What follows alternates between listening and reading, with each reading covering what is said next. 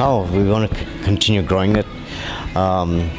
So far, it's 3 acquisitions this year. Hopefully, we'll get the brands up and running by sometime early next year, and then we'll continue looking at more acquisitions here. Any cities that are really standing out for you? Obviously, 2 assets in Sydney, 2 in Melbourne now. Would you like to be Brisbane, Adelaide, Perth as well? Oh yeah, absolutely. Brisbane, Perth, Canberra, great markets. So we're definitely looking out. And Melbourne's a couple of years old. How has that property gone for you, and how much of a taste has that given you of the Australian market, I guess, so to speak? Oh, extremely well. That was it was a small property that we purchased 3 years back, started 2 years ago, and we can tell that our brand is going to do well in Australia. That's a great example of how well it can do. Now, obviously, Melbourne's going to be very different to this property, so all of your properties are a lot of character, don't they? Oh yes, absolutely. I mean, this particular property right by the water, and there are very few properties in Sydney you can get this, like this. And this is probably an example of the kind of properties you want going forward. You want more boutique-sized properties and nothing of 600-700 rooms?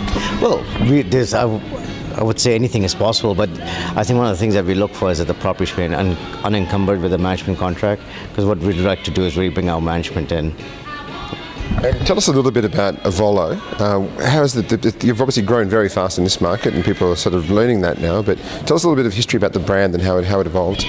Okay, well, the word Ovolo comes from the Italian word ovo, and it's diminutive of the word, so it means little egg.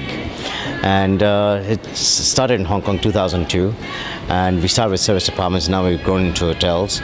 So in Hong Kong we've got 7 properties, 4 in Australia now, and what we're seeing is the kind of product that we're offering, which is an all-inclusive brand.